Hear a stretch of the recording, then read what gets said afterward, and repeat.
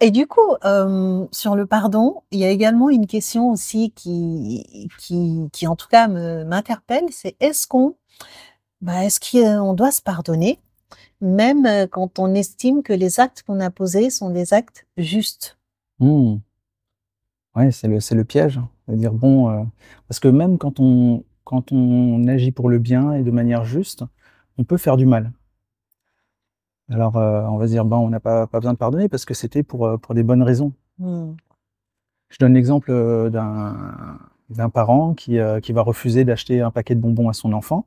L'enfant va pleurer et bah, le parent, il a fait ça pour la santé de son enfant et le fait de voir son enfant pleurer, bah, déjà, il faut comprendre que s'il pleure, c'est une vraie blessure, c'est vraiment il a été touché. Mmh. Donc c'est déjà ne pas dire: «C'est pour ton bien, ne pleure pas», ou même dans sa tête, «C'est pas grave s'il pleure parce que c'est pour son bien». Mmh Si, mh. toute émotion doit être accueillie et si l'enfant il pleure, ce n'est pas rien. Mmh. Alors, il peut naître une genre de culpabilité, de dire: «Oh là là, j'ai fait pleurer mon enfant», donc se pardonner, d'avoir fait pleurer son enfant, c'est aussi mettre en lumière, je dis: «Je pardonne et je remercie d'avoir eu, la force et le courage d'être responsable, de ne pas avoir» parce que c'est plus facile pour le parent de d'acheter le paquet de bonbons, d'avoir eu la force de faire ça pour mon enfant Mmh. et donc au travers de ce pardon, on met en lumière l'intention originelle qui est une intention d'amour et de protection Mmh. et on peut complètement, dissoudre la petite culpabilité qui reste forcément derrière quand on voit son enfant pleurer, on dit: «Oh là là, on essaie de compenser par autre chose ou des fois on peut craquer, on va acheter quand même Mmh. et au-delà de ça, donc là c'est pour soi, mais c'est aussi aller venir, avec compassion vers les pleurs de l'enfant et si soi-même on sait pourquoi on le fait, l'enfant lui ne va pas savoir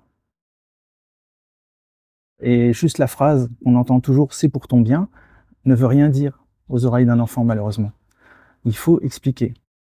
En tant que parent, je suis là pour te protéger et ces bonbons font, du mal à ta santé et par amour, je vais te protéger. Mmh.